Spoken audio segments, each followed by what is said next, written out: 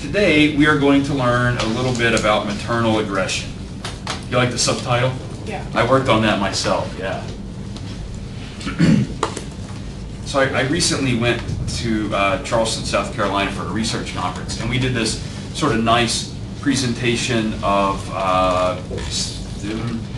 various aspects of the opioid crisis. And the title of that was, I don't know, something like the Appalachian Opioid Crisis. And then the subtitle of that was, Mama Told Me Not to Come.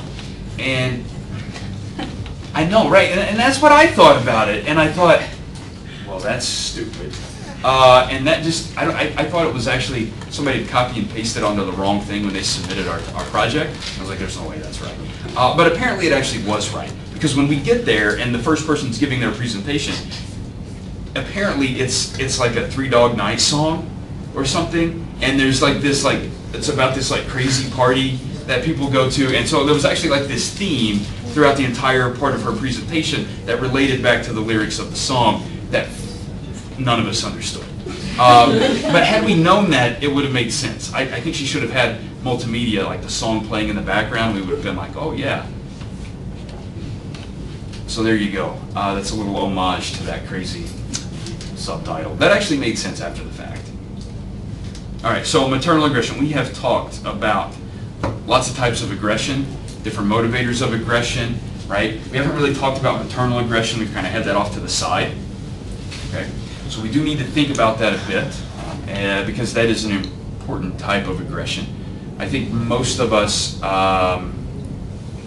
have, I love old movies, so just to let you know, this is an actual movie poster. Anybody a Neil Young fan? Who wants a Neil Young story? Yeah, so you know he's in this new movie, right? That's on Netflix now, which is directed by Daryl Hannah. I'm getting there. Which is, they're like a couple now, right? And unfortunately, Neil Young, for those of you who aren't Neil Young fans, I mean, he's done some solid work, right? He's actually no longer touring, right? Because he has some, I believe he has Parkinson's disease, so he's not going to be touring anymore. Anyway, Daryl Hannah was in the remake of Attack of a 50-Foot Woman. She played the 50-Foot Woman, just in case you wanted to know that. I don't know why anybody wanted to know that, but there you go. So I love old movies, and I thought this was a great sort of picture to put here. The problem with maternal aggression is not just do you not want to be on the wrong end of that, right? Which can be a really sort of bad. Katie, are you okay? You've got this look like this time when you've witnessed maternal aggression gone awry. I mean, I think everyone's seen that. Yeah, right. So that's part of the thing, right? I mean, we all know this has happened. How many of you have a mother? Okay, just asking. I don't know about some of you sometimes. So how many of you have seen your mother get angry when it was something to do with you or one of your siblings, right? You know, that happens. And it happens sometimes more often than especially when you're like 15, and it still happens, and it's a little embarrassing, right? And you're like, oh, geez, can we just let this go? I don't know if that's happened to anybody. But Lauren, the point is, we all know maternal aggression happens, right? And we actually all know it happens in just about every species, okay? And the reason we say that is, we have sayings like, don't get between a mama bear and her cubs, right? Isn't that something some people have heard? So we even know, it's just good advice not to agitate bears. But it's really great advice not to agitate bear mothers, right? Okay. The problem is there's not a whole lot of scientific research on maternal aggression. Surprisingly, right? Despite this thing happens all the time, there's not a lot of scientific research on it, okay? I think there are a lot of reasons why that's the case, right? I think if you want to study aggression, it's a little easier to study in males for a couple reasons. One, males in general are going to be more aggressive. So that makes sense. They're going to be more aggressive more often, so you're easy to observe it. The mechanism is quite a bit simpler in males, right? We've really talked about if you just squirt a male with some type testosterone, they're going to become aggressive, right? and we can study those mechanisms and so forth. When it comes to studying maternal aggression, things get a little more complicated. And they get more complicated because you have to create these sort of situations, right? You have to think about during pregnancy and after pregnancy, there are a ton of hormonal changes, right, in the female who just gave birth or who's like in the process of building copies of herself. Meredith, those hormonal changes aren't exactly the same in every species, right? So there's some variability in that process, okay? So in humans there may be spikes of a couple hormones, but in rodents they're different hormones, or maybe they spike at different times. So sometimes it's hard hormonally to sort of match that up. It's a little tricky in humans too to think about how would we study maternal aggression in humans. Are you going to run around and like randomly grab women's babies and run off with them? I don't think that's getting by the IRB, right? Right? I don't think that you can even artificially, like, falsely threaten someone's child. I don't think that's a tricky thing to do, right? And so you sort of have to naturalistically observe maternal aggression, and there are always these different factors, so you can't experimentally control that, right, Katie? We can't just like bring people into a room and, I don't know, shock their kids and see if that gets any kind of response out of them. Because then you run into problems like what if they don't respond? I mean, do you have to call like child services on that person because they like didn't get upset because their kid was shocked? Or what if they like, you know, really like throttle the experimenter, right? Because you've just shocked their kid. I mean, is that a can you press charges on that person? I don't know, right? Can they press charges on you? And then the next thing you know, your scientific career's over. So, very difficult. So most of these studies are performed in rodents.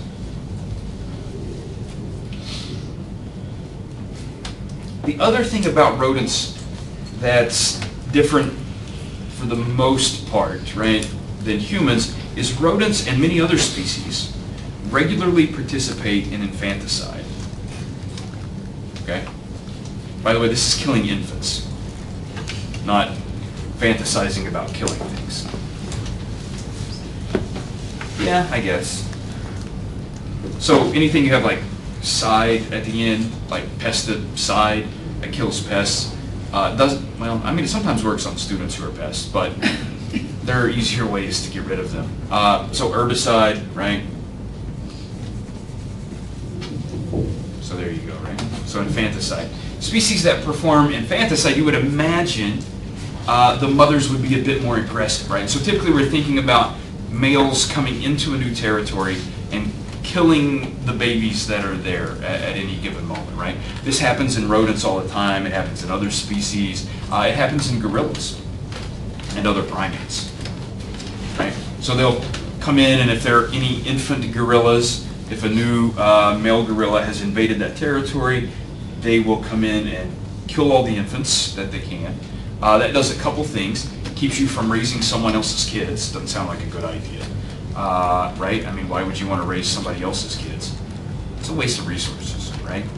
And I know some of you are thinking, but I've got a wonderful stepdad. He didn't try to kill me. Yeah, I guess. There are anomalies. Humans are a funky story, so we can think about that.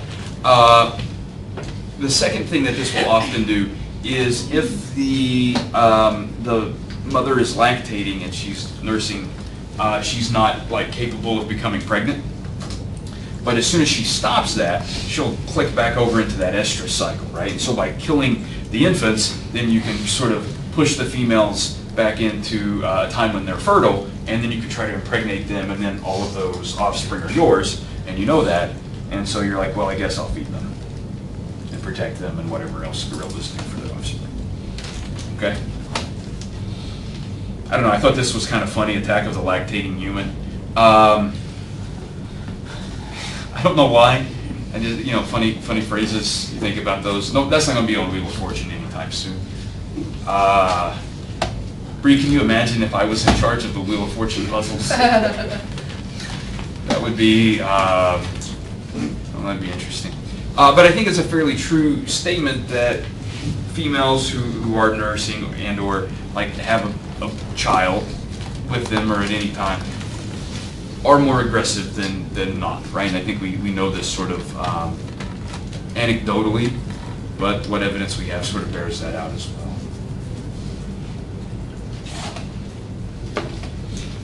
What's also really interesting is that we see that the larger the litter, the more aggressive the animal. So this works with rodents. Again, most of these studies are in rodents. Okay? So if a mouse or rat mother has more pups, she will actually be more aggressive than if she had fewer pups. So it's sort of this, correlated experience there between behavior and litter size. So that's kind of interesting. How many of you have a lot of siblings? Yeah. So would you think your mom would be more aggressive? She went to law school, so yeah. She what? She went to law school. She's pretty aggressive. Yeah. Not to us, to other for people. us. Yeah, that's nice, Yeah. right? I'm sort of glad my mom wasn't a lawyer because she probably would have advised me not to do a number of things that I did as a child and young adult and older adult, and probably things I've got planned for next week. But you never know. But I think too, like if you just had a lot more kids, I think you'd just be more stressed all the time, right?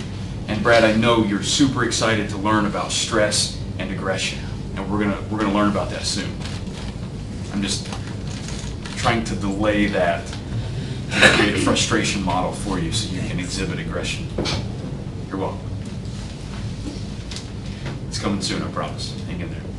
The larger the litter, the more aggressive. At least in rodents, that seems to be the case, right? So they're more aggressive. I don't know. I think about that, like what if you only have like one child versus 7 children? I don't know. I'm trying to think about if that makes you more or less aggressive. We need some twin studies. We need some twin studies. Some of you need to go out and convince other people to have twins, or find people who already have twins. Just go up randomly to people who are pregnant and go, "Hey, how many of you got in there?" Because I wanted to do this cool science experiment later. You know what really scares me? People who have twins. Do you know why that scares me? Because that makes a whole lot of people, right? I like that like one at a time kind of deal, right? And then you get these people who have like 5 at a time, and you're like, that's 6 too many. I'm just going to tell you. I was going to ask, you mentioned how like stress hormones actually reduce. Yeah, that's actually a good point. I was kind of confused. Like if it's stress hormones, they should be less. But maybe there's some other mechanisms at play that override that. I was also going to say, like, if a bigger litter, is that the same thing as having several kids, like one at a time? Like, it's like, I don't if think it's so, like probably. you're like 6th kid, you're probably like, yeah, whatever, versus if you have 6 at once. Yeah, I think that's probably, actually, Dina, I think that's actually a great point.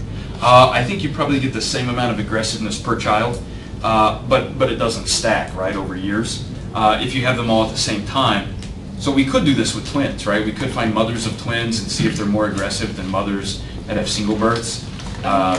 See if that happens. I'm sure, like, when they're in the lactating stage of after birth, Yeah. and you got 2 screaming infants, yeah, they're going to be a bit more aggressive. Yeah. There you go. I know someone who just had twins. She was pretty aggressive before that, though. So I don't know if that's like the world's best example. I'm trying to think, like, I thought about going to visit them, and then I thought, no. We'll wait for a while because let that calm down.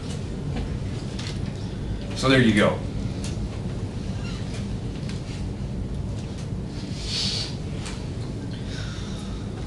I know everybody loves Garfield and Friends. Did you guys ever watch that cartoon, Garfield and Friends? Yeah, I used to think it was like the coolest show ever, and then like 5 years ago I came across it again, and I was like, I'm gonna watch Garfield and Friends. It was awful. So there was, for those of you that don't know, there was a show called Garfield and Friends. Half of the show was Garfield, and then the other half was his friends, and all of his friends were apparently on a farm. And there was, I don't know what this chicken's name was, and then there was an egg that actually grew feet, and his name was Sheldon. And so the point is, which came first, the chicken or the egg, right? And that's not really the question I want you to think about, because that's a stupid question. And actually, I love this great quote from Neil deGrasse Tyson, and his answer was, the egg came from a bird that wasn't a chicken first. And it was this really sort of like brief but high-level answer that I thought, well, that's actually pretty awesome. So some like random bird had a chicken one time, and if that doesn't make sense to you, don't worry about it. The question, though, really that I want you to think about is, so, if we want to think about rats and we want to think about, like, humans, where does a rat mother spend most of her time? In her nest, right? I mean, that's where they are. They're in the nest with the rat pups. That's their territory, right, Brad? So how do I know what's the difference between maternal aggression and territorial defense? You see what I'm saying? That becomes a very difficult question. Now, in humans, it's a little different because your mom took you to the mall, right? And something happened there, I don't know. One of those people wanted to offer you a foot massage, and your mom's like, don't touch my kid. Her feet are fine. And it was all just this big misunderstanding.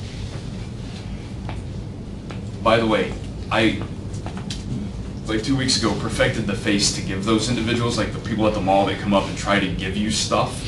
And I made, like, in a row, 3 of them back off. And did you see they stepped up and they're like, right back. So I'm not going to share that with you, but it was brilliant.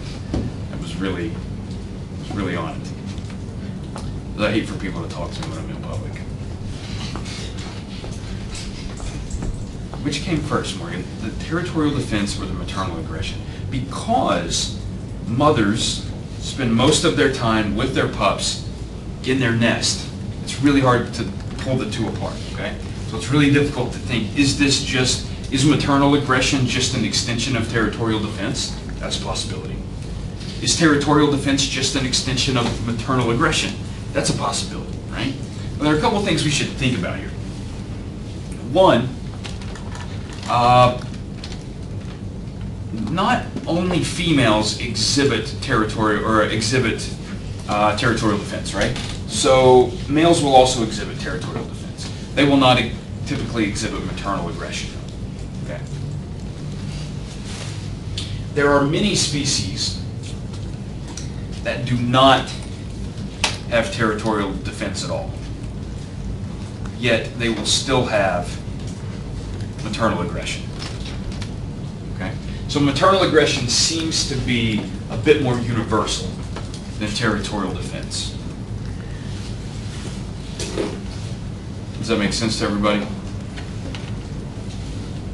Are we still talking about rats and mice? Doesn't matter. Just all species then? All species. Across species. Rats and mice have territorial defense and they have maternal aggression, that's true. There are some species that don't have territorial defense, but they will still have maternal aggression.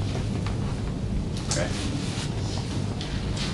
If there's an invader from a conspecific invader, there are some species that will just move. They'll just go like, well, the fight's not worth it, I'm just going to leave and go somewhere else. And that really works, Jonna, when there are abundant resources, right? And they can easily find another place to live, so they'll just move.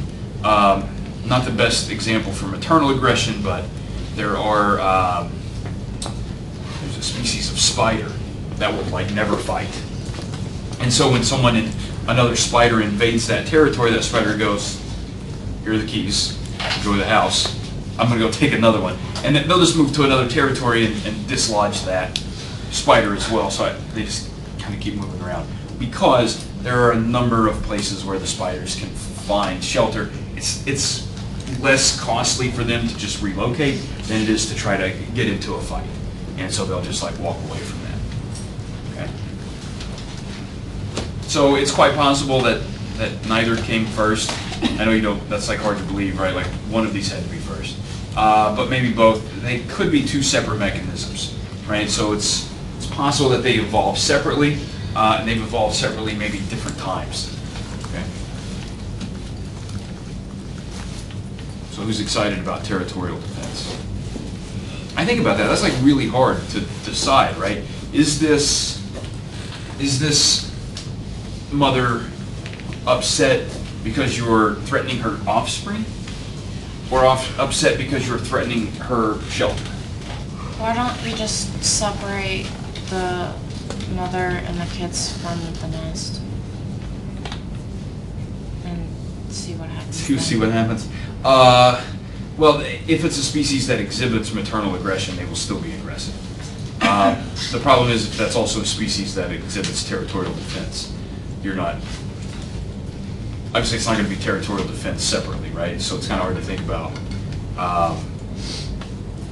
which is the more fundamental of these, or are they both kind of equal? I don't know. It's kind of a fun thing to think about. How many of you have mothers who would go, like if somebody came to take their house, they'd be like, yeah, you can have it, but I'm taking my kids with me. Or then you have mothers who would be like, you know what, you can really have the kids, but this house is pretty nice. I can make some more kids later. Do you ever think, so this is like a serious question, and it's going to sound like a not serious question.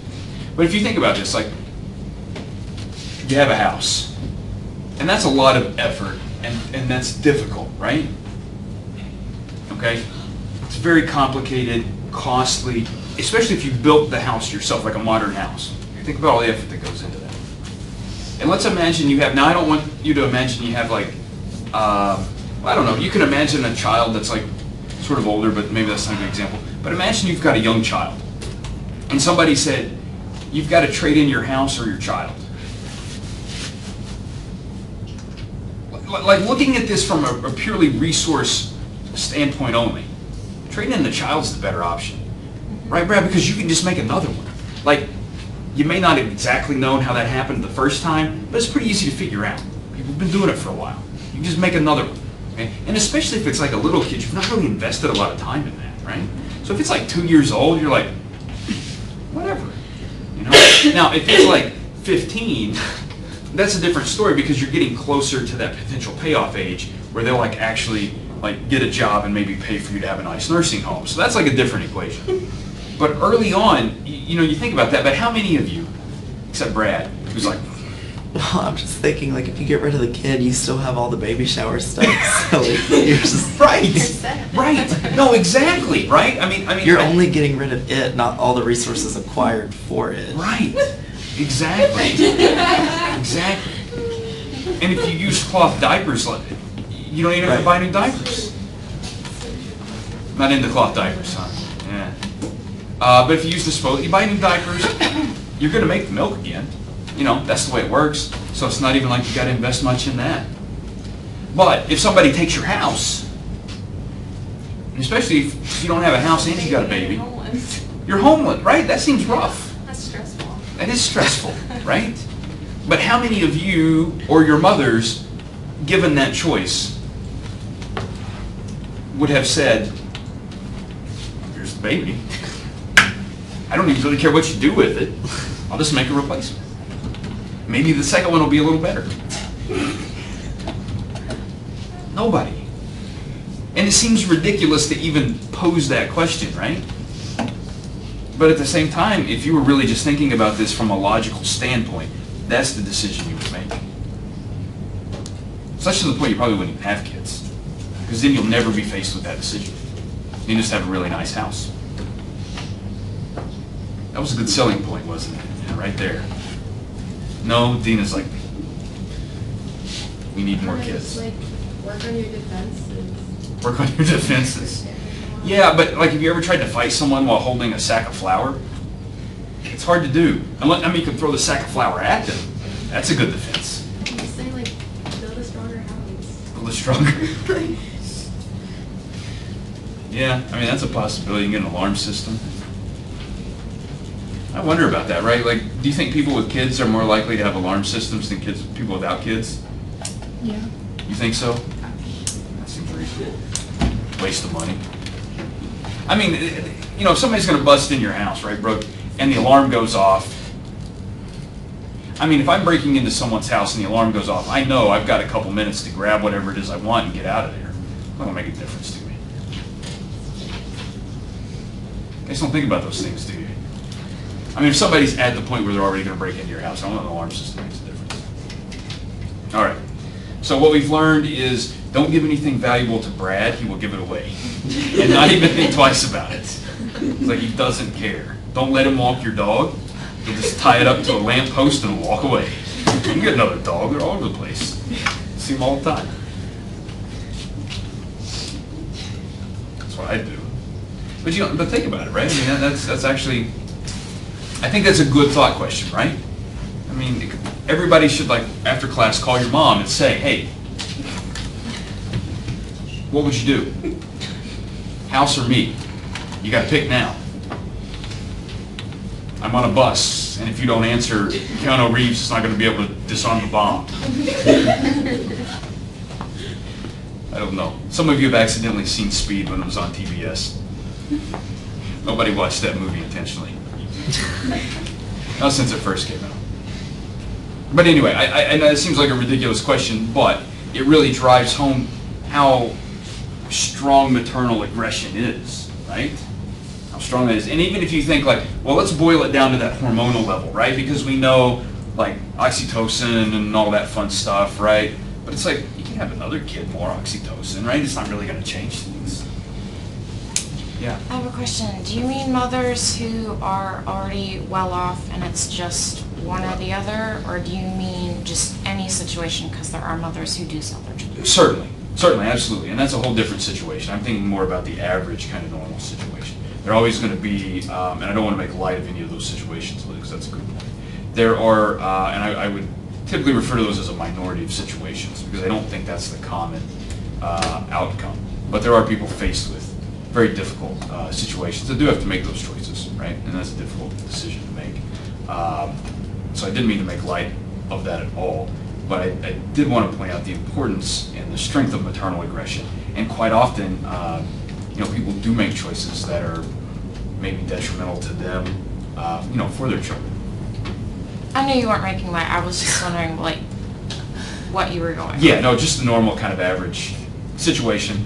You know, average income, you know, well off might be a little higher than where you would even put that threshold, and you could even drop it down just a little bit. You would still see similar situations. Just in case you didn't think we were going to talk about it, Lauren, we're going to talk about hormones.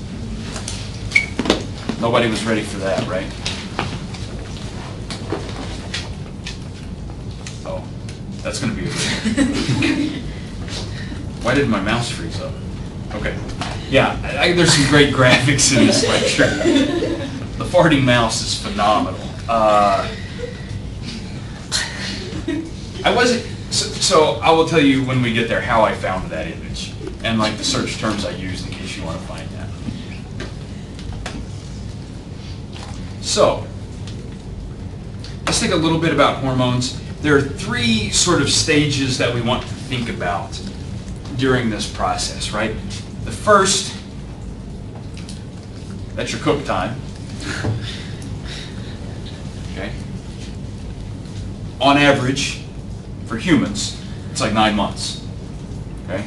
If you're an elephant, it's like 400 years. I think for elephants, it's closer to 18 months maybe. Does that sound right? It's considerably longer. If you're a mouse, it's like 5 minutes. It's quite a bit shorter. It's like a number of days, right? You can measure in days to weeks. Okay? So that gestational period varies across species. Right? Some take longer than others. This step is the sort of, that's the exit step, right? That's the actual sort of going down the slip and slide on your way out. Okay? Not everybody makes it out that way. Some people, they kind of freak out and they have to jump out the emergency hatch. That happens as well. Because unlike most carnival rides that say you have to be this tall to ride, there's like if you're over this size, you're not going to be able to ride. So then you have to come out the other way. Okay. Also, sometimes people try to go feet first. Never go feet first. It's likely to scratch things with your toenails. Sometimes that happens, right? I'm not just making things up here to frighten you. I was getting ready to say nobody likes a scratchy uterus, but I don't know if that's appropriate. I would say it's accurate. It is How about accurate. appropriate? Yeah. Whether it's yours or you're moving through it, you don't want it to be scratchy. So, hey, how many of you have heard of like postpartum, right? So this is where we're sort of getting that same root word, right? So this is actually the act of giving birth, right? So that process of pushing a fetus out of your body. And then, of course, we have, apparently once those things come out, you have to feed them. So we've got that lactation period as well. During this process, there are changes in hormones. Okay? And again, Meredith, we said that it's a little different in different species, right? But the hormones we want to think about, sort of the big three, progesterone, estrogen, and of course, prolactin. Okay? So those are sort of the three major hormones that are going to be involved during this time period. What's sort of interesting about maternal aggression is how many of you, how many of your mothers still get angry when something bad happens to you? Yeah. Jonna, has your mom ever said to you, after you've complained about one of your professors, like, oh, let me talk to him. I'm sure he's not that unreasonable. We all are, by the way, so please don't send your mothers to talk to us. You don't want to deal with my mom. Some of us are legally barred from talking to your mother. Not for any particular reason other than, like, there are a limited number of people with whom I can discuss your academic performance. And unless your parents are like on the loans that you're using to pay for school, or you've signed off that they can like hear your grades specifically, we can't tell them anything other than you are a student at Marshall. And you either used to be enrolled or are currently enrolled. That's sort of the limit on what we can say. I don't know if that's helpful to anybody who's worried about their like final grades. You can, as long as your parents aren't signing on the loans, can remove them from getting that information. If they're footing the bill, too bad. They can find out your performance. Hey, so this is sort of interesting. How many of you ever thought we'd talk about virgin rats? I know, right? What's kind of interesting in virgin rats, you can give them estrogen, and it can actually induce aggressive behavior. So that's pretty cool, right? So we can give them estrogens, and we will see that they have, that they exhibit that aggressive behavior. There is sort of a long and complicated series of experiments where they would expose these rats to hormones. They would also expose them to pups, and we're going to talk in a few moments about sort of the sensory aspects, right, of having a pup. And you can think about if you were to have a child, there are some sensory aspects, right? They're auditory, visual, olfactory, tactile things, right, that will happen. But there are also those hormonal changes inside, right?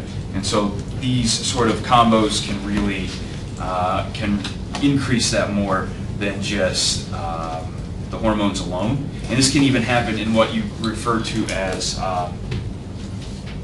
nulliparous. Nah, I don't know. That might be right. Basically, rats who've never given birth, right?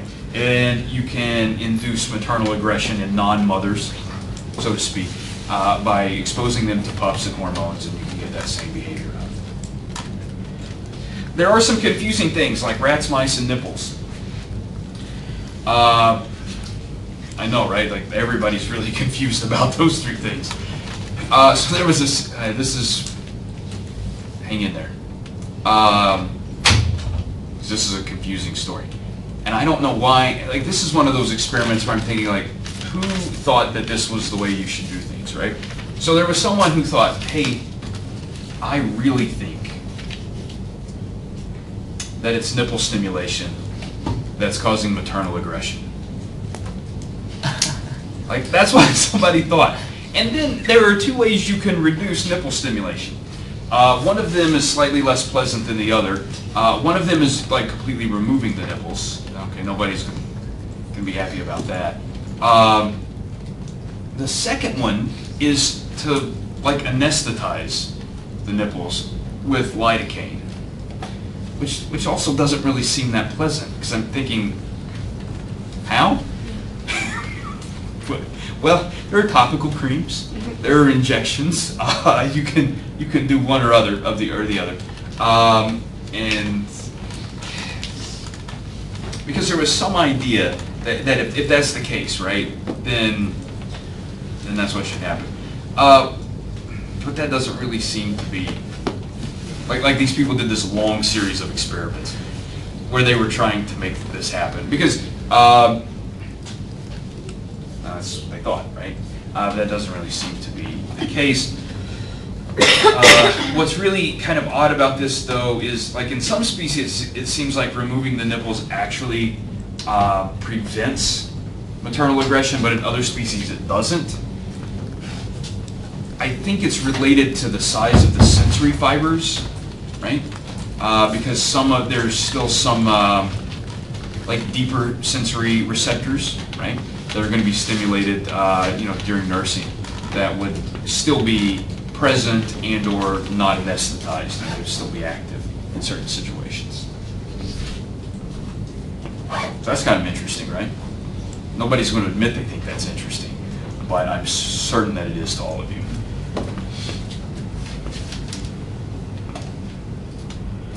We should also think about not just like aggressive behaviors, right? Because we've said that most studies, AJ, just look at fighting.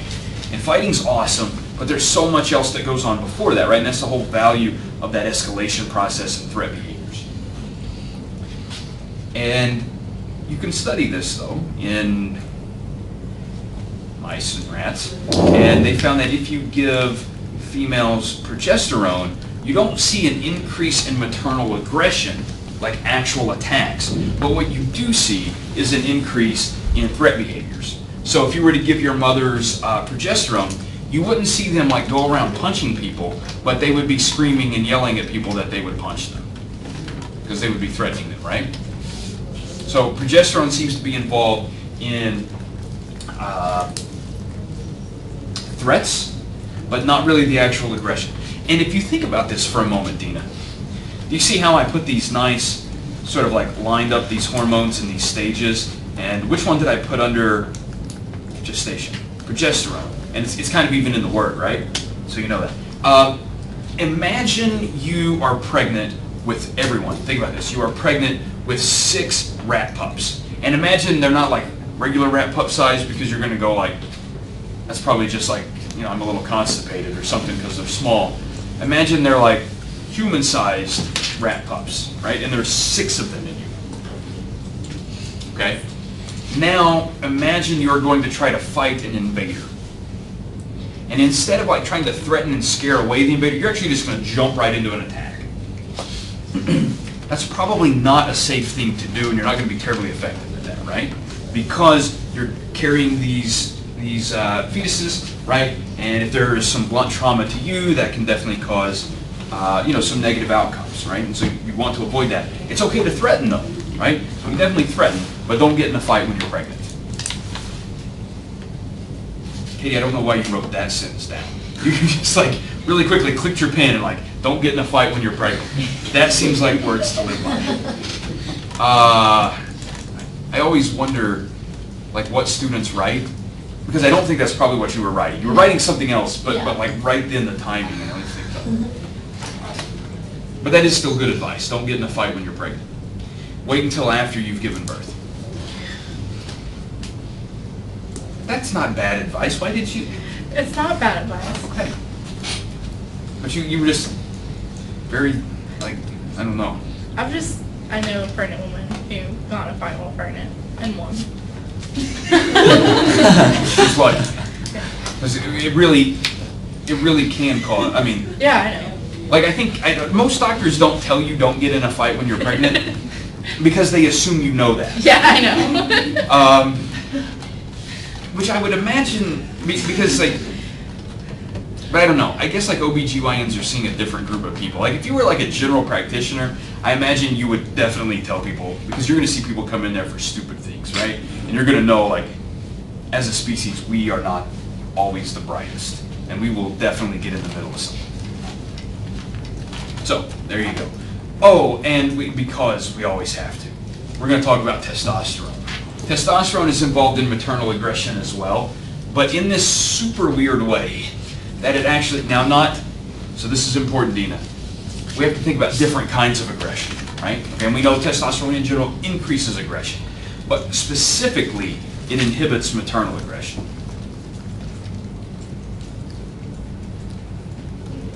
So that's kind of weird, right? Like, testosterone inhibits maternal aggression. So now I'm thinking about something Montana. I'm thinking about walking around and agitating pregnant women. Not in a dangerous way, but just in like I'm gonna cut in front of them at Starbucks kind of thing. And then I'm gonna like see how violent their response is. And then I'm gonna give them a piece of paper that says, hey, can you follow up with me when your baby's born and tell me if you had a male or a female? Because my guess is, if you're carrying a male, because again, exposure to testosterone might reduce maternal aggression, you might be less aggressive, right? What do you think about that? Think that'll get past the IRB? We don't know, right? But that seems likely. You ever think about these things? I do. I work at a Starbucks, so I know for a fact anyone you cut in line will try and hurt you. Oh, so you While know I try and walk past people to get behind the counter so I can like walk in and make their drinks, and they don't know I work there, they get really mad. And I'm like, please. I would just tell them, look, I'm happy to stand out here and like watch you get upset about no one being over there working, when in reality it should be me. Yeah. Sometimes I think about that. Maybe I should just leave. I'll just wave to everybody suffering. You want to clock in first, though, so you get paid for it. Yeah. Yeah. They should develop some remote clock in, right? So you can do this on your phone. Yeah. You just stay at home and get clocked in and do your work. That'll be fun. I don't think that works for Starbucks. Work. But you could collect data for us, right? Every time, I can write this up for you, and you can have a piece of paper.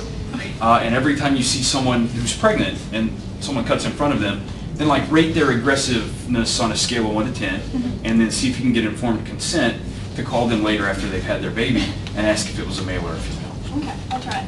Do you get a lot of pregnant women in Starbucks? I'm hoping you don't. No, not really, because you can't have a lot of caffeine. Yeah, that's why I was hoping that you don't, right?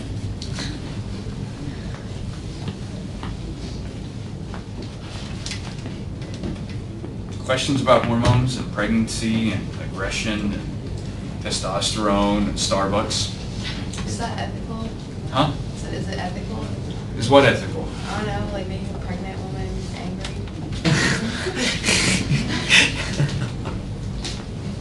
You're asking the wrong person.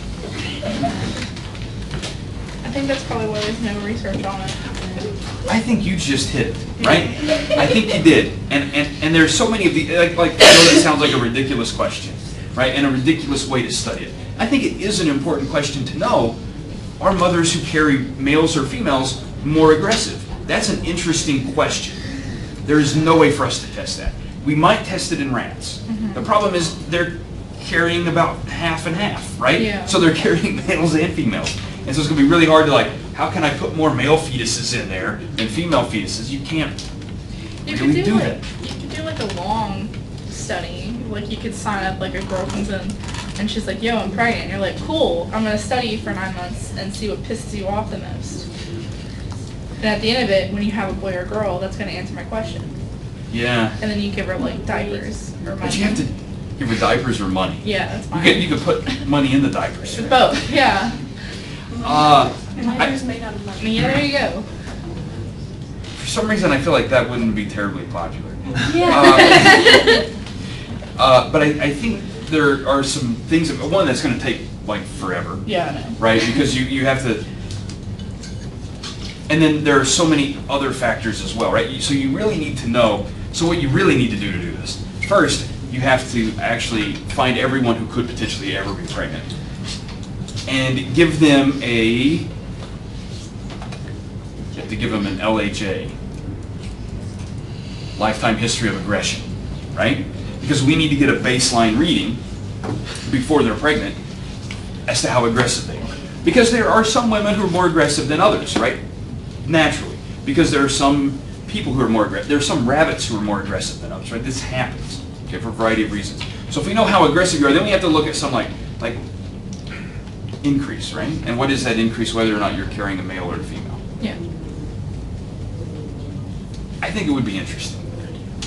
I think there are, let's scroll back about 8 slides, really only like 3. Relatively little scientific research, Yeah. especially with humans. What has been done is done in rodents. We can't answer that question in rodents. So we have some gap in our knowledge there about maternal aggression. We may never be able to answer. I would predict, based on what we do know, I would make that prediction that if you're carrying a male, you're going to be less aggressive than if you're carrying a female. Just throw them like a gender reveal party. Yeah, there you go. That would be, That is very trending right That now. way you will know. really? I have no idea. It's trending. I mean, I really don't. So many people are coming up with crazy ways, like, here, hit this baseball. The powder's gonna come out of it, and it's gonna be pink or blue. And then there's the alligator one this weekend. You feed your kids to an alligator? Oh, Of course that's where you went. what? Of course that's where you went with it. Yeah, I was like, that's a fun one. Did they paint the alligators? No, he filled up a watermelon with Jell-O that was like blue and fed it to the alligator when it like. You think for these things. I swear. That seems really, Yeah. I mean, as much as I would love to see an alligator like eat a watermelon and Jell-O come out, that seems like a lot of effort to make that happen. Yeah. He had to wrestle it after the fact. Really? Yeah, I'm pretty sure. Was its mouth untaped? Yeah. Obviously, it ate the water. I know, but like most of the time they'll like tape Tape up their the mouths. mouths, which is not, I mean, that doesn't count. Yeah. If you're gonna wrestle an alligator, might as well have the whole mouth open and really try. Was it a big alligator? You're asking the wrong expert. You're not an alligator expert? Was it bigger than the guy? It's kind of big. This is not really answering. No. I see the video. Guy wasn't too little himself. Right. Oh. You see what? Yeah. He had some meat to him. Well, that's interesting. Not interesting enough for me to waste my time on it, but thanks for sharing it anyway. Yeah, I don't know. I don't know about it. So there you go. You guys can study that though, right? Dina, you could write up that paper. All right, any questions about hormones before we move on to something else? Kind of interesting. Hey, what about sensory control? Right? So we've talked about hormones, but as we've already decided, those pups have some sort of sensory aspects as well, right? And by the way, I found this image by searching stinky rat. And when I typed in stinky rat into the Google box, that search box, this image came up, and I thought, that's more of a hamster, but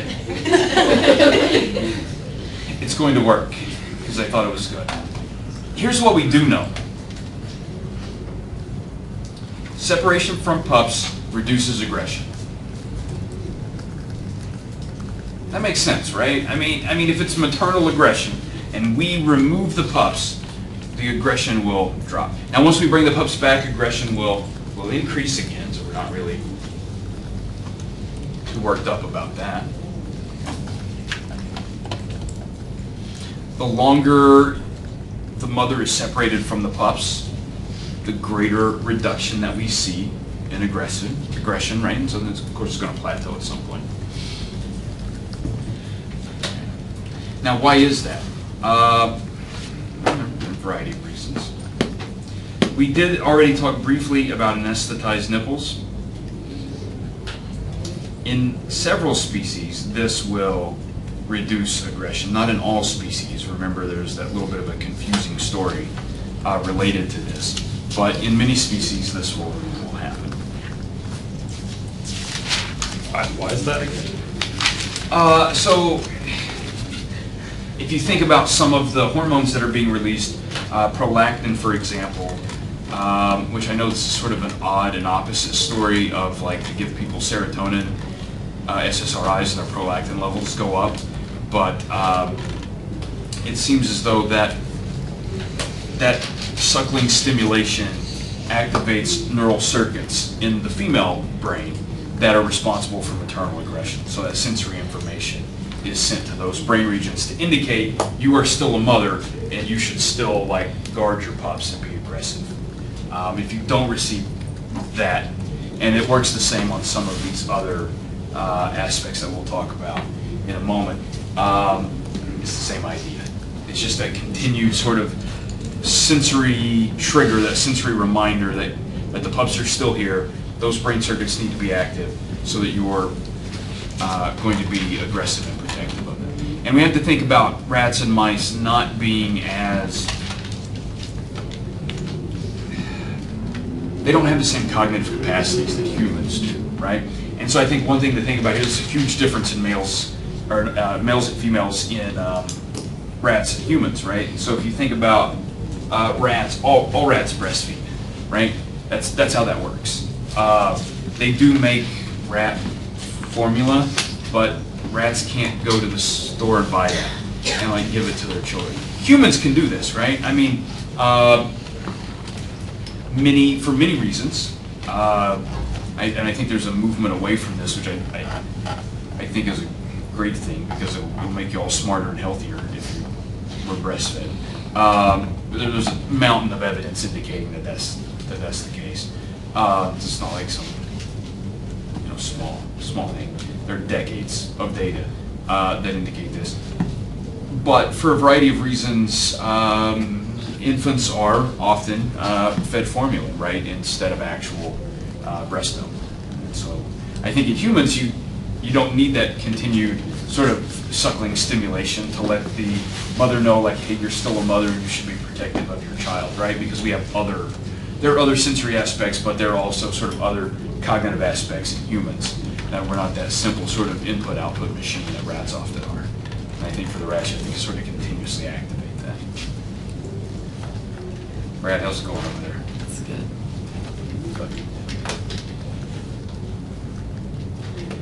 Interestingly, suckling reduces gonadotropin release, which actually will reduce estradiol, right? We know gonadotropin is, that's one of the hormones that causes your gonads to release hormones, right? So there you go. And that's actually, by reducing estradiol, you're actually going to increase maternal aggression.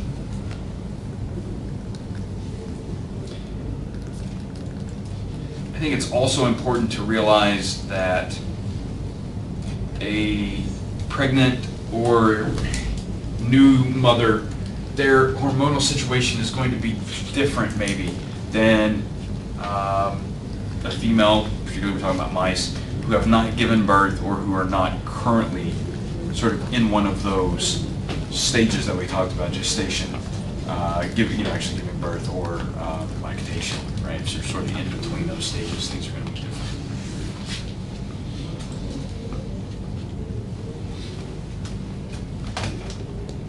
Who loves stinky pups? Rat mothers do, which is good for the rat pups, right? Their mothers love their stink. Rat pups really do smell bad, I assume. I think they taste bad too. So they have to be cleaned, right? Have you ever seen humans don't do this, right? You ever wonder about that? Dina, like, have you ever seen a cat give birth? And what's like the first thing they do to those kittens? They lick them, right? Yeah. Was the first thing your mother, and if she did, you could say no and lie to me. Was the first thing your mother did when you were born start licking you? No. No, I don't think so, right? It's like a little different in humans. Don't other mammals like eat the placenta Yeah. Yeah, yeah. And we put it in like face creams. Yeah. Some people eat them. Yeah, Or put them in pills. yeah, that happens. Some people will wear them as hats. Yeah. You guys don't know about that? People plant them. Huh? They plant them too in their backyards. Yeah, so I'm gonna tell you, they're not seeds, they don't grow things. Like another child's not gonna sprout out of the ground and be like a dirt kid. I'm just gonna tell you, doesn't work that way. But you can give it a try.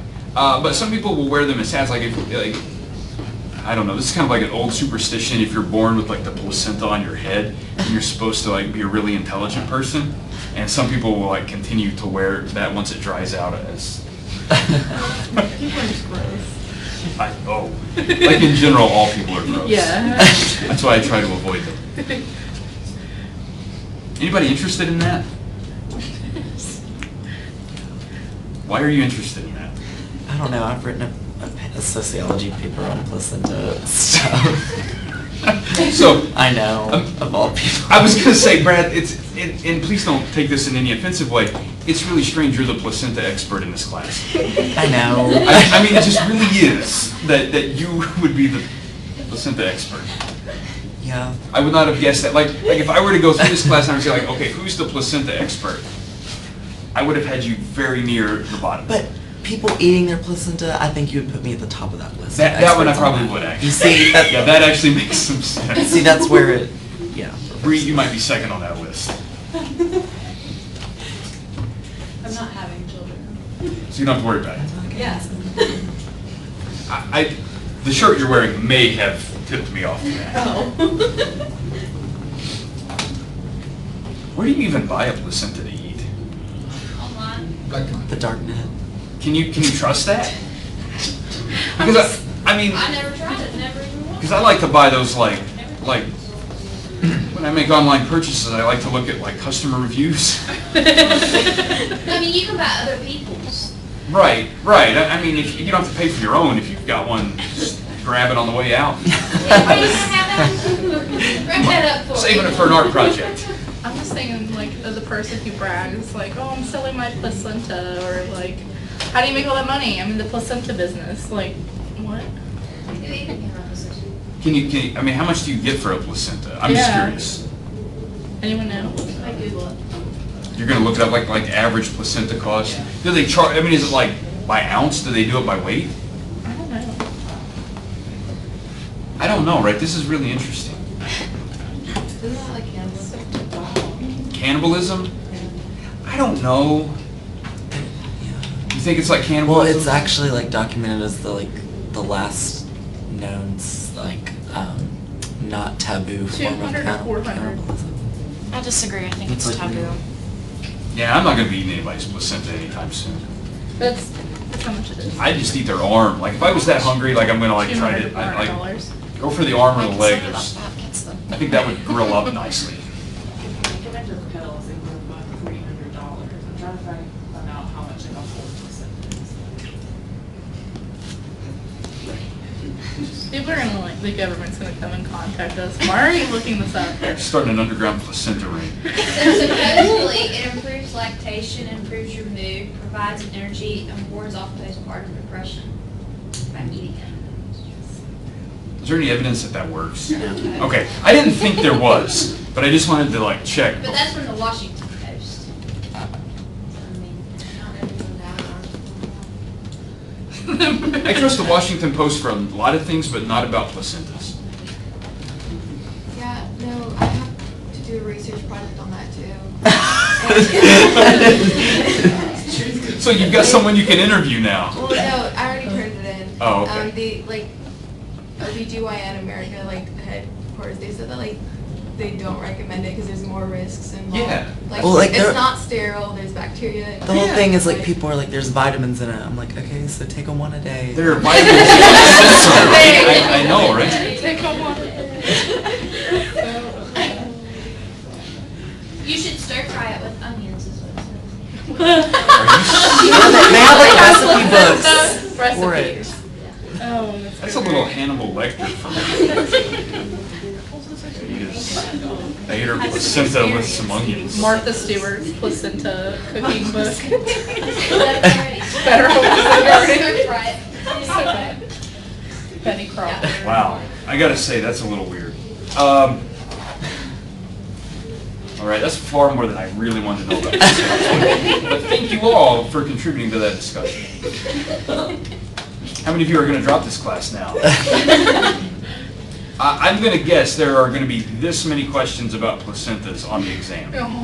I know, right? We spent a long time on placentas, but I might ask something, like as a bonus question. What kind of wine do you pair with a placenta? White or red? I don't know. Bread? Well, like most of them are like pastas, so that they make it into Oh. like placenta lasagna and stuff. So, No, that doesn't make it better. Yeah, so we could probably come up with something. I can see a market, an untapped market here in fine dining. Yeah, no, that's pretty gross, right? We'll go with it. All right, so we've got all kinds of sensory aspects. What's really kind of interesting about this, I think is interesting, is the shift in signals, right, over time, and especially during lactation. So early lactation, this sort of maternal aggression, these signals really rely on those leftover hormones, okay? So the impact of hormones on maternal aggression is going to be higher closer to birth than it is going to be later, right? So you're going to lactate and breastfeed for an extended period of time. In humans, this can extend up, a couple of years. This is not, I think, a terribly unreasonable time frame. I don't really have any idea. In rats, a couple of years would be ridiculous because they only live a couple of years.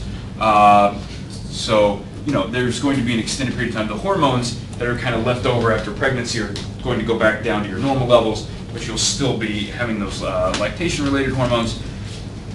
But the sensory aspects are going to play a much larger role in maternal aggression later, right? There's even going to be a point where the pups are going to be weaned, okay? So they're no longer going to be breastfeeding, but you may still experience maternal aggression, right?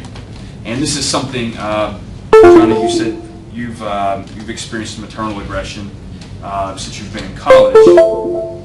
So this can extend for decades in humans, right? After birth. So, hey, because we haven't talked about it yet, Lily, let's talk about urine for a little bit, right? Urine and, of course, other pheromones that are in urine, these also play a role. They're a sensory aspect. There's sort of that odor, right, from the pups. They have their own pheromones, their own urine smell. That is also a sensory signal to the mother that she should continue to be aggressive. She still has to, she still has some responsibility to take care of these animals and her offspring. Does that make sense? So that's why your parents make you wear diapers for a while, so they can just keep smelling it, and they keep that close so they know hey, as long as I can still smell my kid's urine, I probably got to watch out for them. I don't know that that's really true, but I don't know. I was going to ask if anybody likes the smell of urine, but I don't want to know. Perhaps you read a paper about that. She might have written a paper about that. Also, there are ultrasonic vocalizations. That sounds super awesome, right? So there are particular frequencies that we may not be able to hear that the pups may make. Rats could be sensitive to this, and they may pick up those ultrasonic vocalizations. How could you test this? You could record those ultrasonic vocalizations and then play those back when the mother's by herself and see if she becomes aggressive. It's pretty straightforward, right? So these rat and mouse pups, they sort of make these ultrasonic noises that you or I may not notice, but the rat mother goes, whoa, that's my kid, watch out, I'm gonna fight you. Sounds exciting, right? You should try this at your next bout. Okay. Like if you everybody. Rats. Let's go with this. Okay. So what if you gave everybody like an earbud, right? And through that earbud, you were playing these like ultrasonic vocalizations, right? And to see if that would make your team more aggressive than normal, and then you might be more likely to win. Okay. I can see this as like the next sort of doping scandal, auditory doping. We're gonna pipe in. It sounds ridiculous, right, Bree? But it drives home the point that there are auditory signals that these rats are receiving from their pups that make them exhibit maternal aggression. That's actually pretty cool, right? I mean, don't you think that's pretty exciting? Are you willing to try it with your squad? Are they I'm squads? gonna say to a team. Really? Yeah. I like squad better, but we'll go with Okay, team. we'll say to a squad team. No, if that's what That you might guys. work. They're mostly mothers, so I don't know. They're probably already ready to fight people. Wow, they'll be even more sensitive to the noise then, Yeah. right? That'd be cool. And then you can just like sprinkle some urine out there and see. Lauren, is this a real question? It was a statement and a question, kind of. Well, ultrasonic vocalization, so it's only like, is it the noises the pups make when they're in trouble, or is it just like when they're lost and can't find their mom? All the time they sort of. All the They time. can sort of make these like all the time. So kind of like when a baby cries and like a mom hears it, and then. Yeah, but these are just going to be. They're just going to like emit these noises, and they're just going to be sort of like a constant stimulus for. Yeah, not So necessarily. other species They're not really do. necessarily distress related. Yeah. In this case, although distress related noises would obviously make an acute sort of trigger. Yeah. So if you like squeeze a rat pup and it goes meep, then and that's the noise they make. I know. I saw the YouTube video. Then that would clearly sort of make a pretty rapid response. Questions about that? That was a good question, actually. I'm really interested in trying to improve your team's performance through the use of ultrasonic vocalizations. And you're. Okay. I'll bring it up to them. See what they think. Seriously? Yeah, I will. I'll tell you. Okay. What they say.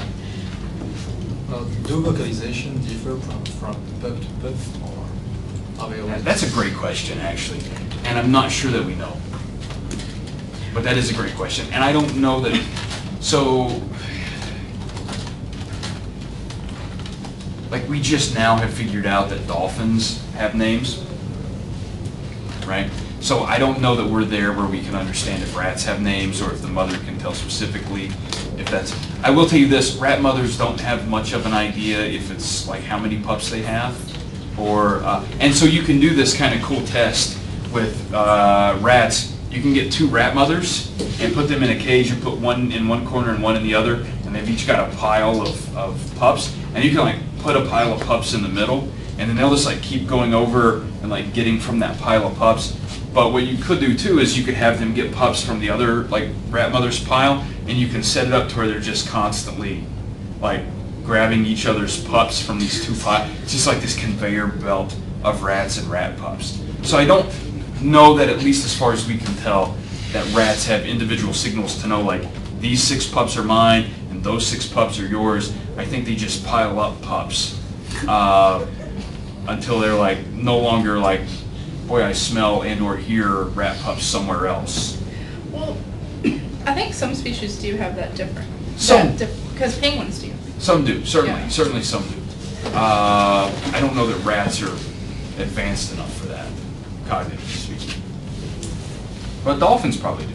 Dolphins have names, Yeah. and they scream. They seem to scream their own name at the other dolphin. They don't really seem to go like, "Hey Chuck, how's it going?" They go like, "My name's Bob," and so that's sort of how dolphins do it. And then the other one will be like, "My name's Chuck," and they're just like swimming at each other, like screaming out their own name. So you should try that on campus. I could see Lily. I just imagine you running down campus going, "Lily!" Nobody's gonna try that. That'd be a fun icebreaker game. Like everyone run at someone else and yell your own name? Yeah. We're gonna play the golfing with one game. of your classes. Just start out class with that. Just come in and just yell out my name really loudly. Yeah. It's worth a shot. Okay, questions about sensory control. Sneaky rats. Rats do smell, by the way, right? I mean, it makes sense. Rats are not highly visual. That's one thing we didn't talk about here, right? You notice I did not list any visual signals. That's because rats don't have great visual systems, okay? They rely a lot on olfactory cues. They rely a lot on tactile cues. And they rely a lot on the auditory cues as well, more so than they do visual cues. They do have a visual system, they can see, they can do things, but typically they're going to rely on other aspects. Humans, on the other hand, I think would be more responsive to visual cues because we're a highly visual species, right? And I think, not just humans, but other primates are much more visual than rodents, for example. So I would anticipate in humans, right? So if I was thinking about what are the signals in humans that we're looking for, I don't feel like the olfactory signals would be as strong in humans. I don't think you don't really hear a lot of mothers going, "I can smell my baby." I mean, when they do that, it's for some obvious and negative reason. But they're not, you know what I mean? I mean, it's not like something you can actually tell from a distance, typically, right? Like if there was a rat in this room and we were to put its pup over in a corner, and odor alone could probably direct it over there. If we were to put a human in here and then just kind of like rub baby smell in the corner, I don't think like that mother could direct her way over there. I just don't feel like that could happen. I could be wrong. We can test that. We can get a lot of new mothers and like swab their baby somehow. To get the baby odor, the good baby odor, off of them, and then like hang towels or something somewhere, maybe like shirts they've been wearing for a couple days, right? I bet we could get approved to do that one. That one's of the many experiments I've suggested, that one might actually be possible, where we could hang up like baby onesies and see if the mothers can like walk to them blindfolded. That's a possibility. Not carrying the babies, in case you were wondering about that. We need the babies. I think for humans, visual cues would be a much more important role in this. Although I feel like in humans, the sensory cues are not going to be as strong again, Montana, because I think we have that thing called the frontal cortex. And even if your baby's not there, you can think like, I'm doing something to support them, right? Did any of you, and you don't have to answer this, but how many of you had working mothers? I mean, that's a fairly standard situation. I don't think your mother forgot about you while she was at work. I think she probably went to work because of you, right, to provide you things. Despite the fact that there were absolutely no sensory cues at that time, Chelsea, if that was the case for you. Your mother probably still understood, like, what was going on, right? I think a rat mother, if you take a rat mother and like send them off to work somewhere, that's kind of the end of the story for them. When they come back, they'll be like, oh yeah, right, I had pups. But for humans, I think it's going to be different. Does that work? Also, humans, as John has pointed out, human mothers can also exhibit maternal aggression over kind of like secondhand stories. Right, you can tell them about your bad experience, not in this class, I'm certain, but in another class, and they can get upset. I don't think that would work with a rat mother. I don't think like a teenage rat could come back and go like, oh boy, I went over to this like other rat house and they weren't nice to me. I don't know, right? I just don't think it works that way. So there you go. Don't they sometimes experience the fact that they don't think that it's their child? I know that they have those like, thoughts that the mom's been sleeping around, but then they also kind of have that feeling that kid. Fathers? Yeah. Yeah, so that's actually sort of this whole like other interesting conversation we can have for a moment. Because I'm making a special exception for you, Amanda, to have a conversation not related directly to course content. Because we don't do that in this class. it's likely, based on some estimates, that as many as 25% of you actually don't know who your father is. I know, right? Kate, you're thinking about that for a minute, right? And some of you are like, oh yeah, that's going to be a trade-up. And then some of you are like, wait a minute. And then there are other opportunistic individuals going, I should be getting 2 birthday gifts. So there are some estimates in humans that are as high as 25% of all pregnancies are what we would refer to in the animal kingdom as extra-pair copulations, right? So this happens a lot in birds. Like, how many of you think birds mate for life? Wrong. I'm just going to tell you that right now. Don't even raise your hand. They don't. Birds are the most philandering group of people you'll ever run across. And we didn't really realize this early on, because what do birds do? They fly and they're fast. And if you want to, start doing some diddling, flying and being fast are 2 things you should add to your repertoire, right, Chelsea? I mean, because that's the way to not get caught. So I think about this, right? Like, if you were going to be a superhero like Superman, you could have a really full social calendar and never get caught because he can fly and he's super fast. I'm thinking about this. Birds are very similar to Superman in that regard. They fly and they're fast, and they can cover a long distance in a short period of time. So the other good thing to do is never sleep with your neighbor. Do you know why? Because your partner can run into your neighbor. That's a bad idea, right? I'm going to tell you. So you always want to go at least 2 doors down, right?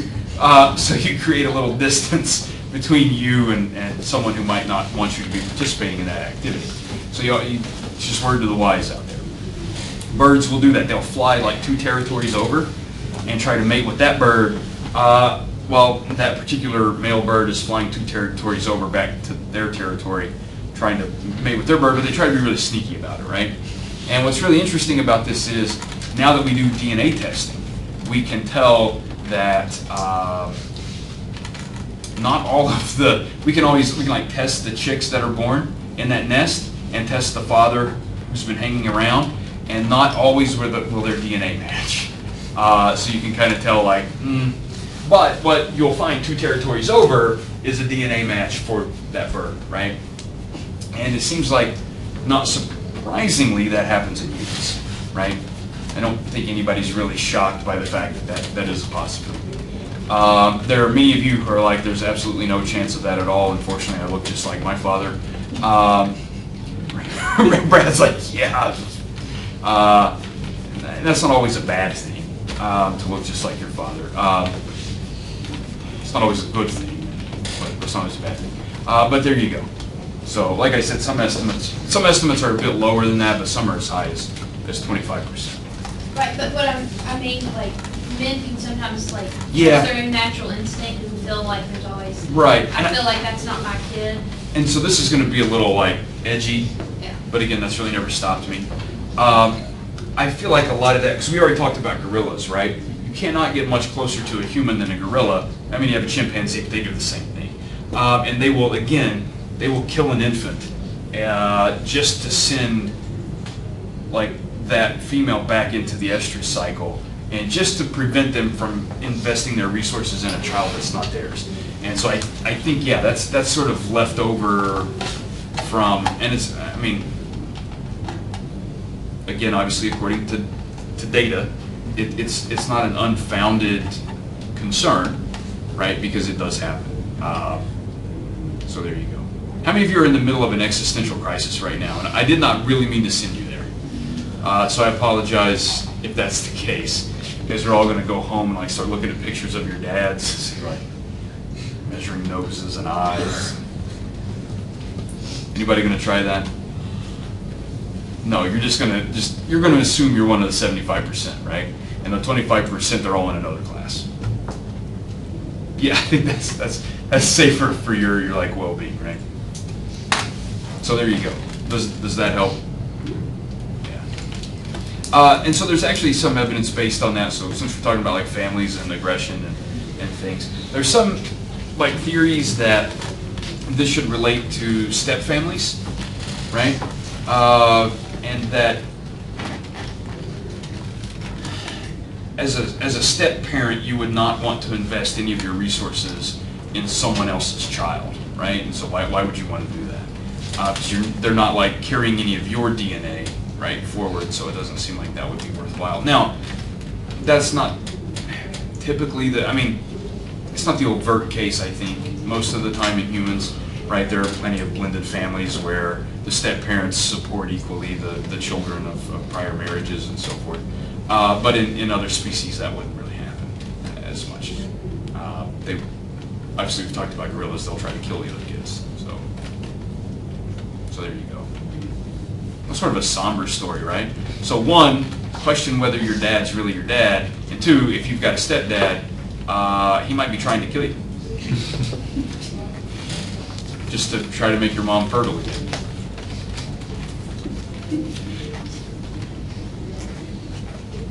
It happens. To other people. Jessica, nobody in this class. I saw it on Maury Povich. Questions, I accidentally watched Maury Povich once. I was like flipping through the channels in the middle of it, and I was like, what is this? It was raining in the summer and I couldn't get out to the pool. I didn't have to be here. All right, questions about sensory control? No? Hey, we should talk about brains a little bit, right? That's something.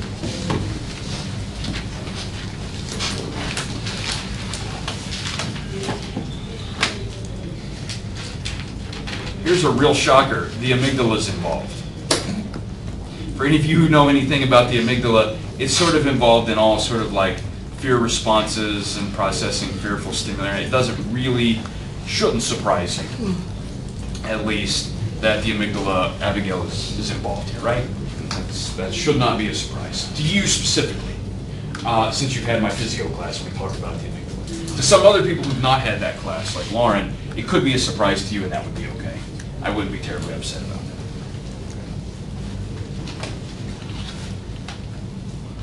There are some other areas that are involved, the medial preoptic area and the ventral medial hypothalamus.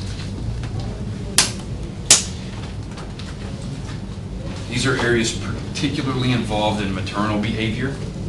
Again, not a surprise they're going to be involved in maternal aggression, right? Not going to play. The amygdala will play a role in male aggression and all types of aggression, really. But these other two brain regions typically won't. Because they're specific for maternal aggression, okay?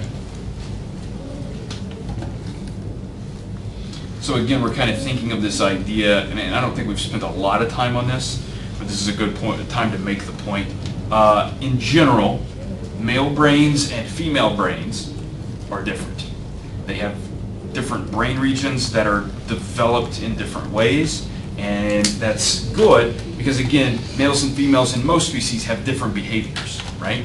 And if you don't believe me, there's one behavior we've talked about today, like breastfeeding, right? Okay. Giving birth, those are things that males don't do, and so they don't need brain circuits to sort of handle those things, right? So it makes sense. Different brain circuits, different development. It's not to say that males don't have these brain regions, they do. They're just not as involved in this particular activity. So that's kind of cool, right?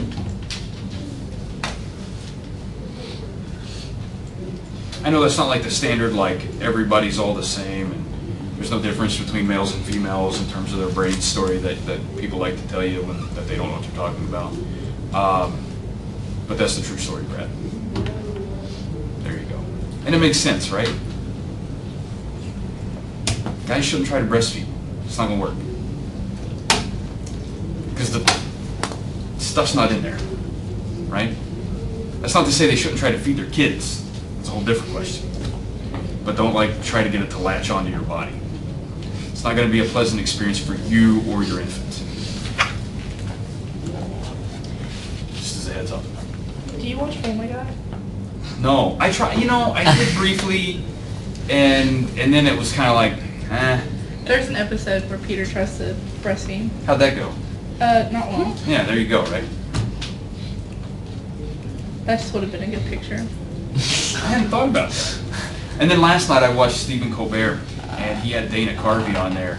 And I don't know about the rest of you, I think Dana Carvey's hilarious, right? Because he is. You guys may be too young for him and not appreciate his humor, but he's do you know Dana Carvey? He's hilarious. And he did this like John Bolton bit trying to breastfeed a puppy. Because he had done a bit a number of years ago where they were like, he was like Bill Clinton trying to breastfeed puppy. I don't know, it was like this like continuous breastfeeding puppies kind of thing. And Brad's writing that down for some reason. I don't know why. Right next to the placenta notes. So, it was a good episode. I don't know, anybody Dana Carvey fan? He's hilarious. Yeah, he's hilarious, right? They showed some clips from the Dana Carvey show, which largely did not make it on air because it was a little over the top. For it to be on prime time. Yeah. TV. Did you watch that episode last night with Stephen Colbert? You should look it up. It was Dana Carvey. All right, so a couple brain regions to think about. Hey, guess what else we've not talked about today? Serotonin, but we're going to. Because, again, you're obligated to talk about serotonin anytime you talk about aggression. Not surprisingly, serotonin will inhibit maternal aggression. That should not be a surprise to anyone in this class. Because we have said how many times serotonin does what? It inhibits aggression in general, right? So it's going to work on maternal aggression. GABA also inhibits maternal aggression. That shouldn't be a surprising story to you. Although we did talk about that weird thing with GABA, right? And like sometimes if you have GABA, it actually inhibits the inhibitors. But in this case, GABA inhibits maternal aggression. It doesn't necessarily mean it inhibits overall aggression, right? Just maternal aggression. Here's kind of an odd one, I thought, in some regards, but not necessarily in others. Oxytocin actually inhibits maternal aggression as well. And you might think oxytocin might have one of these inverted relationships that we've seen a few times, right, with maternal aggression, because oxytocin is released during breastfeeding, it's released actually during birth to kind of keep your uterus clamping down hard to shoot out that baby. That's how that works, Abigail, just to let you know. It does. I mean, if you know anything about that positive feedback loop, and got to clamp down to shoot out the baby. Doesn't sound pleasant, does it? Not at all. That's your brain for you. Also, nitric oxide. Who remembers nitric oxide? We had a whole story on that. Nitric oxide may actually activate maternal aggression. So that's kind of cool, right? So there you go. So, John, the next time you think that you've been unfairly treated in a class by your professor, again, it's never going to happen in this class, right? You should like give your mom, because you can go buy these like nitric oxide supplements, right? So give her some of those before you bring her to campus to get your situation straightened out. She'll be a little more aggressive. And that's probably safe to give her, nitric oxide, right? Other things you could give her that may not be safe. You probably don't want to be like shooting your mom up with testosterone. That might cause some other problems. But nitric oxide's probably fairly safe for her to take. So that's kind of cool, right? Anybody a nitric oxide fan? You don't have to answer that. There's some slightly embarrassing reasons why you might take nitric oxide. Pre-workouts. Huh? It's a yeah, pre-workout. It isn't a ton of pre-workouts because it's a vasodilator, right? So depending on what that workout is, if it's an arm workout, then it's gonna, increase some blood flow to your arms. If you're working out other parts of your body, it can increase blood flow there as well. So it's the main ingredient in Viagra, nitric oxide increaser. So there you go, right? Questions about that? Really makes me, I'm not going to share the whole story on this, obviously, for a variety of reasons, but it makes me think about, did you ever see that movie Pumping Iron? So I did watch that, actually, and it makes me think about this particular, if you've seen it, there's this particular sequence of discussions Arnold Schwarzenegger about how he feels at the gym and how he feels at home with his girlfriend, and it just really triggered that nitric oxide comment in my head. I don't know. Some people are looking this up now. All right. That's what I've got for today for maternal aggression. Any questions? No, that's not so bad, right? Now, what else do we need?